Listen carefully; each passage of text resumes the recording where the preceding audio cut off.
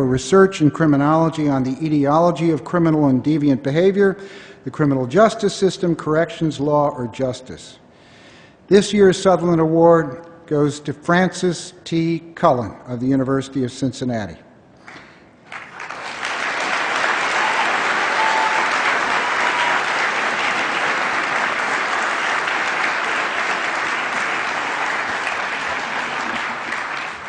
I have to describe you first.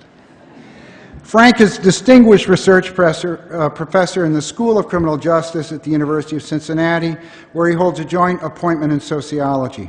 Across his career, Professor Cullen has continued to have a deep interest in theory, developing social support theory, testing other theoretical models, and writing and editing texts. His other research is focused on rehabilitation, the racial basis of punitiveness, the prosecution of corporate criminals, the sexual victimization of college women, the sources of stress and job satisfaction among criminal justice employees, the stigma of mental illness, and the organization of criminological knowledge. An ASC member since 1977, Frank served as the Society's president in 2003-2004. Frank's address tonight is entitled Beyond Adolescence Limited Criminology, Choosing Our Future. Please join me again in congratulating Frank Cullen on receipt of the Sutherland Award.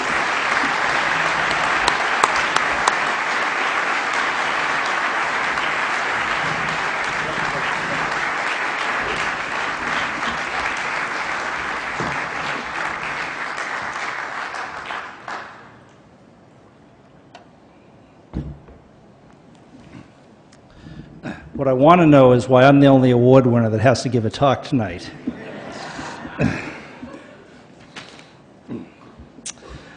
To be selected for the Sutherland Award is a humbling experience, especially considering that our field has an embarrassment of riches when it comes to extraordinary scholars. I also realize that, at least in my case, it took a village to bring me to this point in my career. So I wish to thank my family, friends in the field, current and former students, and colleagues at the University of Cincinnati for all your support over the years.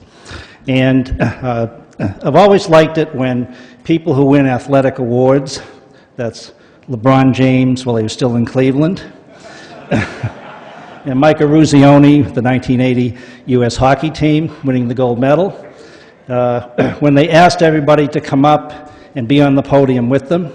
And I wish I could do that today, but unfortunately, I think it would collapse for the number of people I'd have to have up here. So thank you for all your support over the years.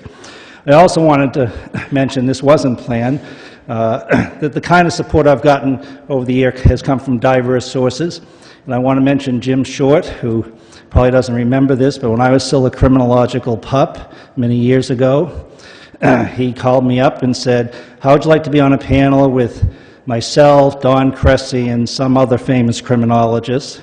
And of course I said yes, and then regretted the decision immediately, terrorized. And the only way I got through the session was, I went to the session and I said, I know you're all looking through your books today, and you saw Jim Short, Don Cressy, Frank Cullen. Oh, Frank Cullen's going to be there. I got to go to that session. So I want to thank you, Jim, for your kindness over the years. And let me talk then a little bit about the remarks tonight. Given when I was born, which is 1951, I've lived at a time of remarkable social transformation. I recall being in elementary school at St. Gregory's in Boston, where I grew up, where each day we would pledge allegiance to the flag next to a photo of Dwight D. Eisenhower, and would have a carton of milk in our hands, and when we finished chanting with liberty and justice for all, we'd get to drink the milk. Not long thereafter, in college, the 60s changed everything.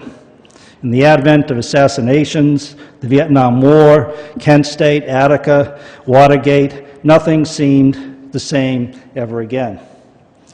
Much of what I had believed about trust and authority, the goodness of corporations, religion, gender roles, facial hair and hair length, dress and music, and on, was dramatically transformed in the space of a year or two.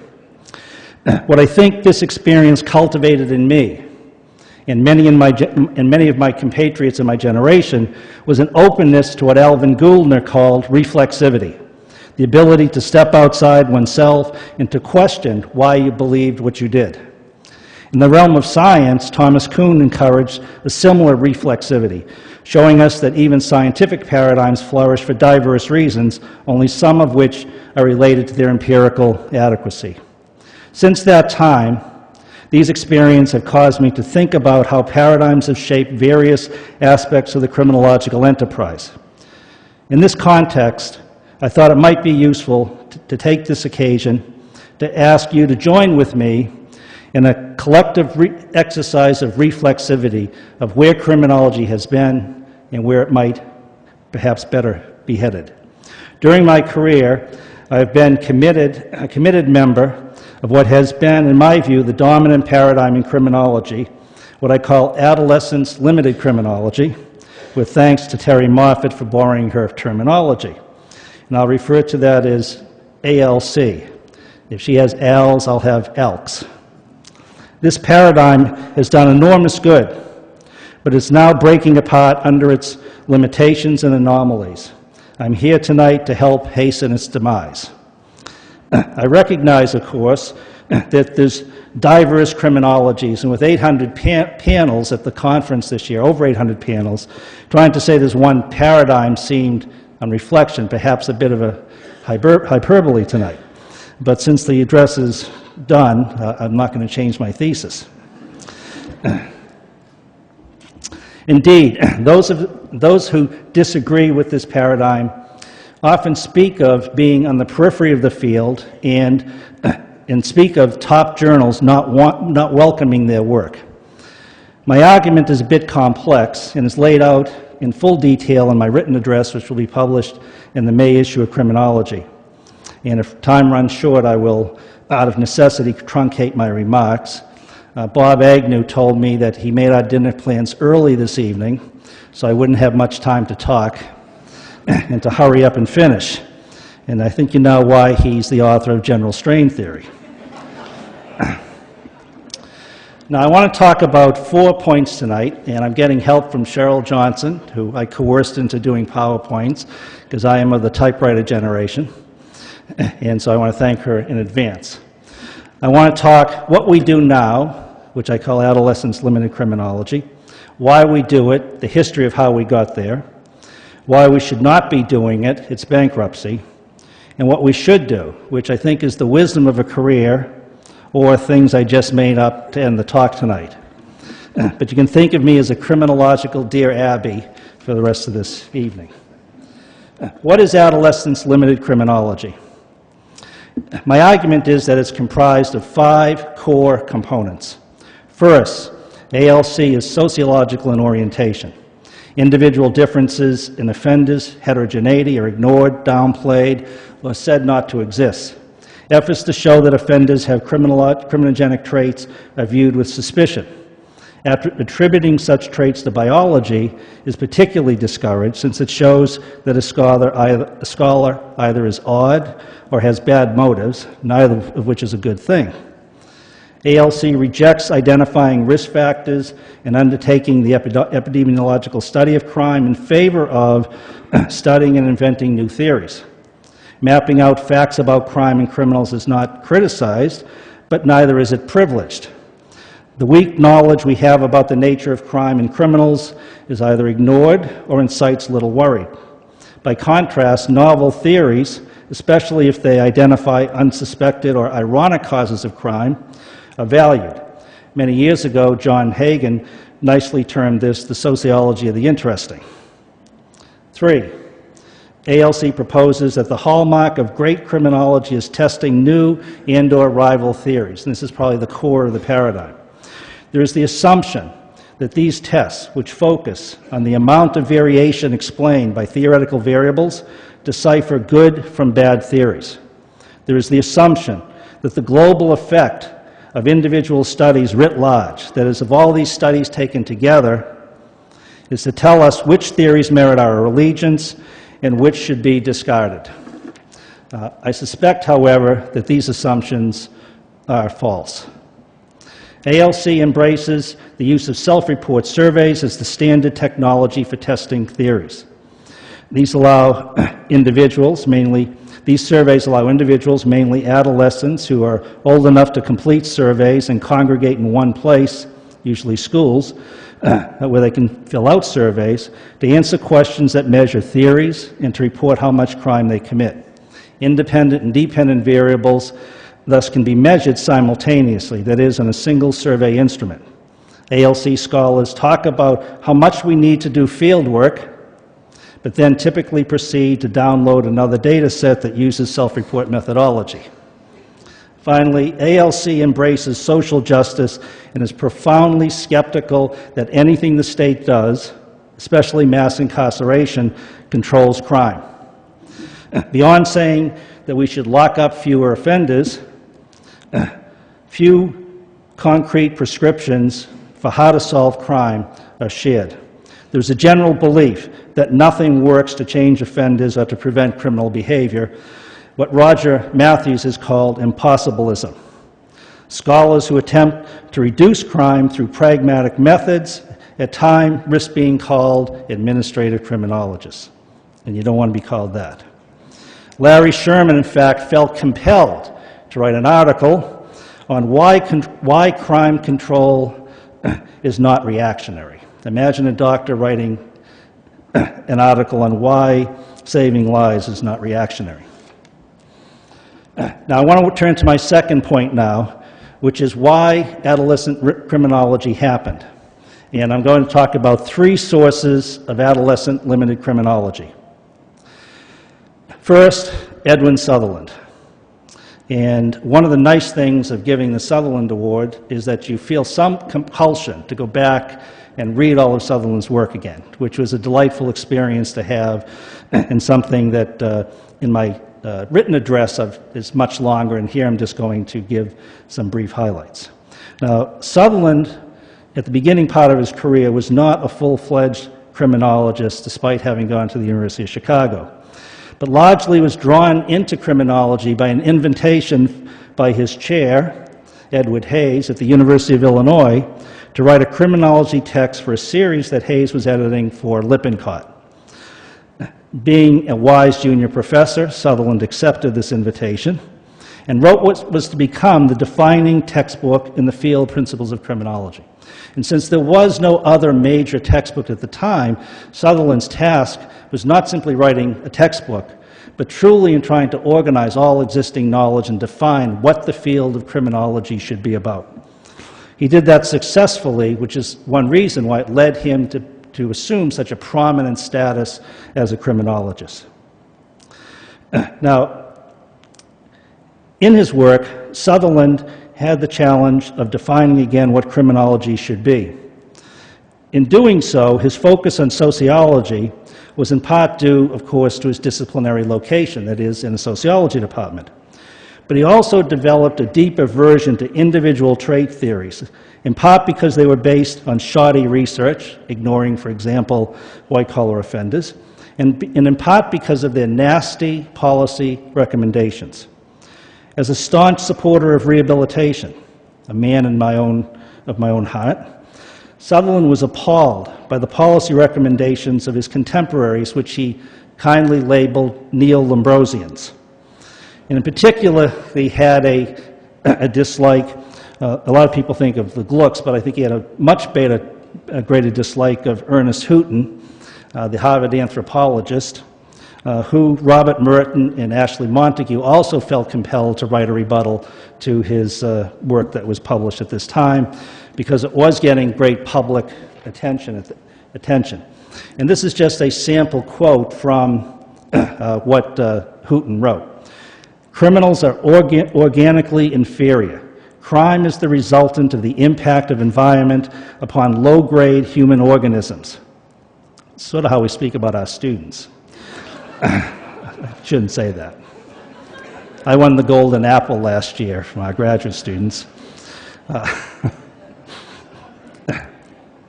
It follows that the elimination of crime can be effected only by the extirpation of the physically, mentally, and morally unfit, or by their complete segregation in a socially aseptic environment. Sutherland had good reason to oppose individual trait theories at this time. At any rate, his work led to the triumph of sociology as the core of our discipline. More complex is why Sutherland also placed theory at the core of criminology, which meant, of course, then sociological theory. As John Laub and Rob Sampson and Gil Geis and Colin Goff and other Sutherland scholars have shown, this was tied up with his rejection of the multiple factor theory of the Glucks, but also there were others at the same time that were making similar arguments. Sutherland's criticism of studying concrete conditions, whether feeble-mindedness or living in a delinquency area, was that they do not always lead to crime. Sometimes they do, sometimes they don't. He argued that any concrete condition that is sometimes associated with criminal behavior and sometimes not cannot be a cause of crime. The only way to explain crime adequately was, in his words, to abstract from the varying concrete conditions things that are universally associated with crime, which of course he felt was differential association. Of course, he didn't understand later theories would show that sometimes differential association is associated with crime and sometimes it's not. The important point for us is that by pulling criminology away from the study of concrete conditions or risk factors, he pushed it into valuing, above all else, theory. The long tradition that had existed in criminology from the Italian positivists onward of closely studying offenders and measuring what distinguished them from non-offenders, that is, the search for heterogeneity or the search for propensity, was largely abandoned. In short, we had the triumph of theory. Okay, now I'm going to turn to the second source of adolescent limited criminology, and that is Travis Hershey. The question of how to study theory in a systematic way was exemplified most powerfully by Travis Hershey in Causes of Delinquency, based on data drawn from the Richmond Youth Project. Ironically, as John Laub has pointed out, his advisor had asked the Glucks if he might use their data for his dissertation, but they turned him down, which is a good reason we've rejected their theories. Now, as Thomas Kuhn told us, an important function of any paradigm is to provide puzzles that scholars can solve, and by solving them, get published, tenure, status, and other rewards. Hershey was wildly successful at being a puzzle maker. He showed us, for example, that we could test the components of any one sociological theory, in this case, 4 social bonds, to see which one mattered the most. That's an issue I'll return to a little bit later. We could see if this would hold or differ by demographic groups, such as boys versus girls, or in different contexts. We could also test theories, sociological theories, against one another to see which one was more supported, and we could do this almost endlessly. So again, Hershey was very important because he provided puzzles and showed us how to make puzzles. But a paradigm must also provide the technology to solve or study puzzles, and Hershey did this too. Others had tested theories using self-report studies, including Jim Short, whose works I've been reading the last couple of weeks, and looking at some of his early studies. But Hershey, in Causes of Delinquency, did so powerfully that the methodology became universally embraced. In brief, this meant giving questionnaires to students in which we measured theories by responses to items purporting to test theoretical variables, and in which we measured delinquency through self-report studies. A good survey could yield multiple studies, and it was convenient to do. Students could fill out surveys like they could fill out other tests, and on any given day, most of the adolescents in the community could be found in one place, which is the school. Putting Hershey and Sutherland together, the paradigm of adolescent limited criminology was virtually complete, which is that ALC would embrace the use of self-report surveys given to adolescents to test the relative merits of sociological theories of delinquency. even longitudinal studies, tended to be done within adolescence. So we could control for that damn time 1 delinquency at time 2. The 60s is the third factor. I thought of maybe having a peace sign or something, but that's actually a picture of me. You can sit here and figure out who's the guy. I'm actually in the middle of the first row with my wood racket. And you can tell, well, that was good. Stop the camera. I have a habit of doing this. I think it's just, I'm so excited seeing that thin guy there, I can't believe it.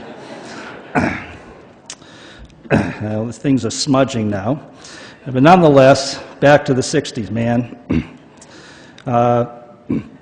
Those in my generation are fond of saying that the 60s explain everything.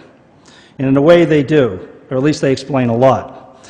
The key point I want to make here is that the 60s and the early 1970s changed how criminologists viewed social control. They were, in short, radicalized. Scholars of previous generations, such as Sutherland, assumed that science would lead to more humane control. Scholars of my generation, me included, mistrusted the state and did not see it as capable of enlightened control, even if it was called rehabilitation. The upshot is that most scholars came to believe that nothing worked to reduce crime, and concepts such as net widening and displacement became popular. Again, this is Roger Matthews' impossibilism. Many of these criticisms were fully warranted, but it also created a criminology that was not devoted to finding out how to do things to reduce crime. Many of these criticisms, as I said, were warranted, but the end result of this was that it tended to make criminology irrelevant to policy and practice, except on occasion to show what did not work. One other effect is that it did not matter, given this impossibilism, that the knowledge we were producing in adolescent limited criminology was mostly unrelated to crime control. Since we were not going to be in the crime control business, we could produce knowledge that was irrelevant for that purpose. Now, however, I sense that something's wrong, and I don't think I'm alone in that view. And this once leads me to my third point, which is that adolescence limited criminology is bankrupt.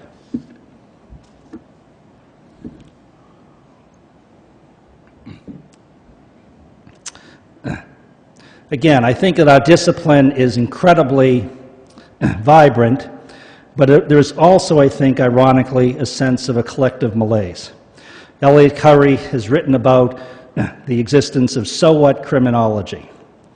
There's this search for meaning and relevance. The discussion in recent issues of Criminology and Public Policy by Chris Eugen and Michelle Indebitson on the need for public criminologies. Again, another sign of the way in which we want to have a criminology that's going to make more of a difference than it does now.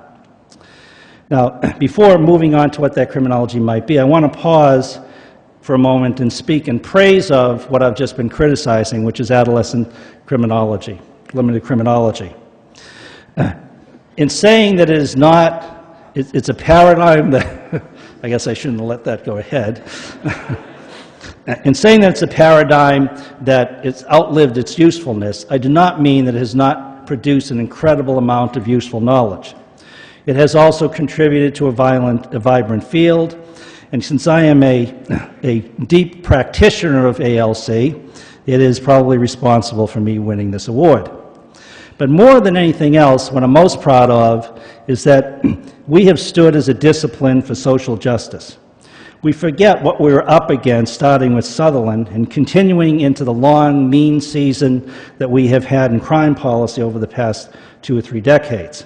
And I want to just read a quote to you that which gives a sense of the kind of context that Sutherland was dealing with when he emphasized the need for sociological explanations of crime.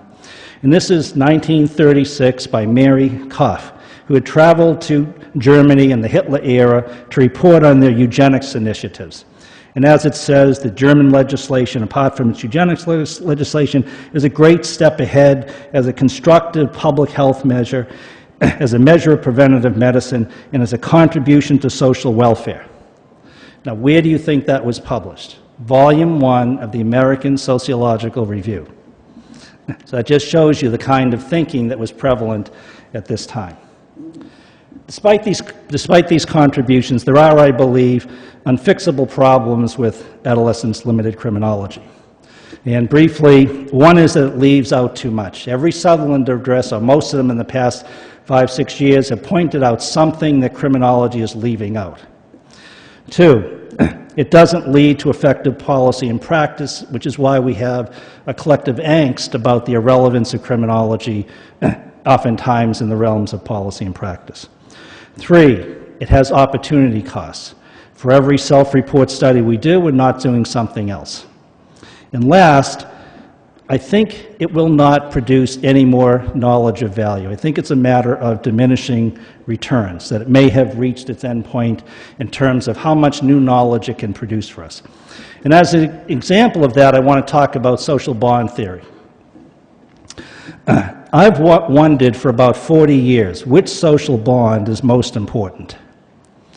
I think it's attachment. That's my bet. But I keep looking for someone to show me which social bond is more important. So finally, I have 3 graduate students, one of whom I think is here. Lacey, are you here? Lacey, row leader. She's going to be the social bond scholar. And I've had them out secretly Xeroxing, unbeknown to Ed Latessa, all the studies. And they have now found 201 studies and 47 dissertations, which they have secretly copied. Not with my approval. And we will eventually tell you which social bond matters most. But what have these 250-odd studies shown us about social bond theory? Okay. If you look at a 1993 article by Kimberly Kemp, a great review of 71 studies, she concluded that criminology has not yet determined the capacity of this theory. And then I read a recent book by Sharice Kubrin and Tom Stuckey and Marv Krohn, and they report at this stage that there's only equivocal support for the theory, and that's problematic. Now, the issue is, at what point are we going to know whether social bond theory works or not? And it struck me that 20 years ago, Travis Hershey even got bored with his own theory. I think he lost his attachment, or he was showing lack of self-control. Or it might have been that quality academic marriage with Michael Gottfredson that led to a turning point in his theorizing. But if he's bored with their theory, maybe we should be too. So this leads to my 4th point, which is where should we head? Where should we head? And there are going to be 8 steps that I'm going to talk about to building a new criminology, because we never build an old criminology, only a new criminology.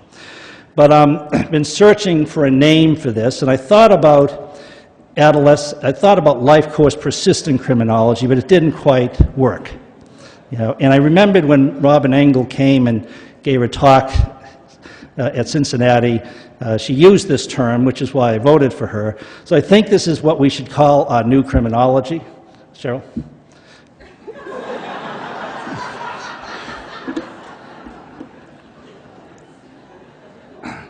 And I put that in blue because I think it would go nicely on the top of our journal. Now, I recognize that that's pretty stupid. But in a way it isn't, because what you're going to hear now are simply my ideas. Many of you could have better ideas, different ideas. Many of you have already given up adolescent limited criminology and are onto other things. But I think collectively it is a time for us to think about where we might head as a discipline. And I want to talk about 8 steps. Okay? Step 1, accept that life course criminology is criminology. John Laub made this point a couple of years ago. I think we should just accept the fact that things happen before adolescence, things happen after adolescence, and we need to organize our knowledge within this paradigm, that all theories should be age-graded. We should think about having a child criminology, just like there's a child psychology, and accept the fact that life course criminology is really the dominant paradigm of our discipline, within which many things can be fit, from structural analyses to microanalyses, but the general paradigm of life course criminology, I think, is too powerful to overlook. Step number 2, embrace biosocial theory. Now, I've been teaching this typology of adaptation for over 30 years. Every year I teach it. Every book that I have, I reprinted it. In part, that's because I had a class with Professor Merton, but also because everyone else does it too. Now, the question I ask you, this was done in 1938. There hasn't probably been an empirical study done on this in a half century. Why do we teach that? And why do we teach this, or should we teach the next thing that will come up on the screen? The human brain. I don't think I need to say much more about maybe we have some misplaced priorities in what we teach in our classes. Step number 3, explore how individuals travel through social contexts. I have absolutely nothing against sophisticated HLM studies that study context in a way from the top down. I think they can be very valuable. But I was reading the Jack Roller in preparation for this talk, and it dawned on me that Sean McKay did not study context simply from the top down. They also studied it from the bottom up. And if you read the Jack Roller and other life histories by Shaw, you really got a great sense of how kids were born into troubled families, were soon in playgroups out on the streets, moved into delinquent gangs, joined adult criminal clubs, experienced time in correctional institutions, in which Stanley, the Jack Roller, was really angry that he only got 7 cents when he left the jail to get home. That was the reentry program back then. But it struck me that if you also go to Elijah Anderson's work and see how he talks about how kids from decent families travel through context in their lives, that to really get at the impact of context, we can't just do it from the top down. We need to do it increasingly from the bottom up. Okay. Step 4, understand criminal decision-making. Dan Nagin, in his Sutherland Address, made this case persuasively, and thus I do not need to say much more about making choice central to our enterprise. But there are important developments in brain research, the study of emotions, and behavioral economics that criminology will ignore only at its peril. Number 5, know something about the crime event. Do you know what the initials ECCA refer to? If you don't, you probably don't know much about the crime event. And it's actually the Environmental Criminology and Crime Analysis Organization. We have kept environmental criminologists, or crime scientists, as they sometimes like to call themselves, on the periphery of our field, at times belittling their insights, particularly on situational crime prevention. This is a mistake. We need to take crime seriously, that is, the crime event seriously, and moreover, study systematically of how the background and the foregrounds of crime intersect. That is, we need to study more carefully how propensity and opportunity are 2 core elements of the criminal event and can be both targets for intervention. Step number 6, talk to offenders, not to high school students. Now, I have 2 numbers up here. And the 200,000 probably is not very accurate. I was trying to think of all the self-report studies done, and if you can only count the NLSY once, how many high school students have we talked to in all the studies we have done? Maybe it's 500,000, but it's a lot. And what have they taught us about desistance? A little bit, but not a lot. 117, right? You're wondering what that is. That is a number of interviews done by Shad Maruna, 65, and John Laub and Rob Sampson, 52, in their books Making Good and Shared Beginnings, Divergent Lives. These 117 interviews have transformed our view of of desistance research, talking about redemption scripts as well as insights on human agency. So I think if you look at the trade-off, 200,000 versus 117, I think that you might want to go talk to offenders and you can be famous too. Number 7, revolutionize the organization of knowledge. We simply cannot keep producing study after study and not making sense of them. They lead nowhere. None of us knows what we know, which is an exaggeration, but I think there's an element of truth in that. We have informed beliefs, but not definitive conclusions. Sometimes I think our knowledge is more like a field of intelligent design and less like a scientific theory like evolution. One hope I have is for editors to start to publish high-quality syntheses of the literature that shows what we know about particular issues. I think we have a fetish for individual studies and have not given enough attention to take all these studies and show what they actually mean, whether it's on social bond theory or on 100 other ideas. I also think, and this is something which, if nothing else, maybe this talk is probably going to be most remembered for, and that is what we know websites. Now, this idea came from working with Dan Nagin and Cheryl Johnson. Another thing that I wanted to know for about 3 decades was what was the effect of prisons on crime? Since we lock up 2.4 million people, what actually is that effect? And so when we went and explored this, there were only a few limited reviews of the literature, one pretty good one and then a few other ones. And so we set about engaging in a research agenda on this topic. And along with Dan Nagin, there was Cheryl Johnson, and she eventually did her dissertation in this area, which was a systematic meta-analysis of all the studies done on the effects of prisons. And it's going to be a study that I think is going to be cited widely. My fear is that after this study was done, what would ever amount to it? So I've been trying to coerce Cheryl to set up Cheryl's prison website. And Cheryl's over there, you can just say hello to people. And the gist would be for Cheryl to set up a website in which she would give the current effect size for the impact of prisons on reoffending. What I have in mind there is that anyone who does a study in this area, where they compare custodial versus non-custodial sanctions, would send it to Cheryl, and she would incorporate it into her website.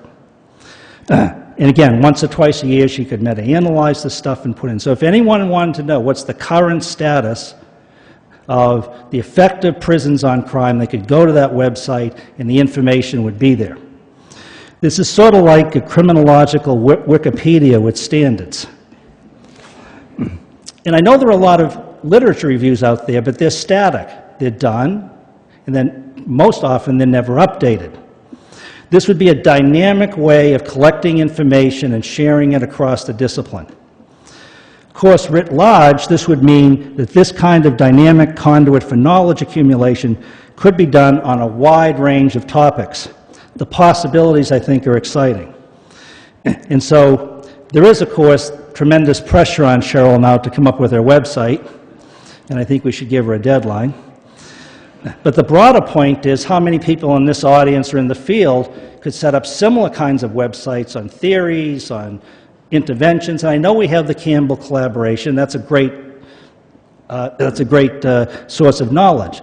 But the possibilities for organizing knowledge and doing so in a dynamic, continuous way, I think, are unending, and it's something I hope that people will give some thought to.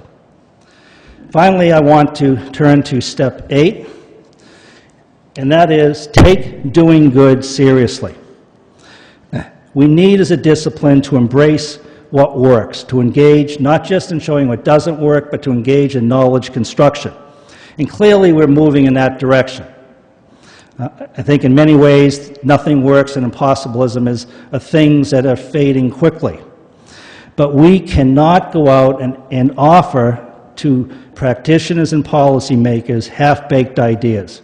We need to offer quality ideas for how to intervene with offenders effectively. We need to take doing good, again, seriously. Now, one group of scholars who have done that are the Canadian scholars, Don Andrews, Jim Bonta, Paul Gendreau, and a host of other people in Canada. And I have put Don Andrews' picture up here because to honor him, because he passed away a couple of weeks ago. And he is a person who has done remarkable work over the years, along with his colleagues. But what has always impressed me with the Canadians is that for 3 decades, they have worked diligently to develop a coherent model of how to deal with offenders. This model was based on a sound theory of human behavior, on evidence about offending, on empirically verified principles of intervention, and on technology designed to allow the intervention to be implemented. This is the kind of approach that we need to engage in. This is the kind of approach we need to model to get that seriousness. And if you look at any of the classic interventions that work, whether it's MST or functional family therapy or the nurse home visitation programs, they all do the same thing. These are people that take interventions seriously, and that's why their programs have broad impacts. And I hope that's a model that we can engage in. Okay, the conclusion. Choosing our future. Now, in 2004, John Laub wonderfully described how criminology has a disciplinary life course that experiences various turning points. But as John has also shown in his work with Rob Sampson, change is not inevitable. Even though I have argued that adolescent limited criminology paradigm is cracking under the weight of its inadequacies, it is not hard to imagine that our general way of doing criminology could persist for another decade or two. For criminology to change, we must choose a different future. So here and now, I am urging that we amass a large collective dose of human agency and turn in a different direction. Mostly, however, I am speaking to those of a younger generation of scholars, those in our field and in this audience today. My generation's criminology has done much good, but it need not be your criminology. Our contributions should be appropriately honored, especially with awards. Yet again, there is no obligation to show allegiance to our paradigms. There is much work to be done exploring new criminological vistas, and fun to be had doing it. I trust that you, our members of our younger generation, will choose your and criminology's future wisely. Thank you.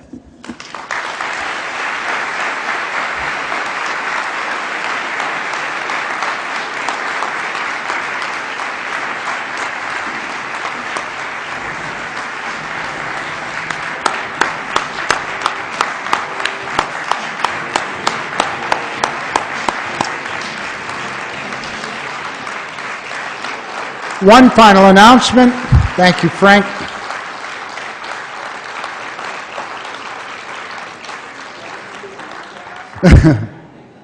Yeah, Frank will be giving autographs right after the session. We are adjourned to the reception. Let me remind you, however, we have another award that the Society gives each year, the President's Justice Award, that will be given on Friday evening, followed by the President's Address, so I hope all of you will join us there. It's time to eat and drink. But the award recipients, please stay for your photographs.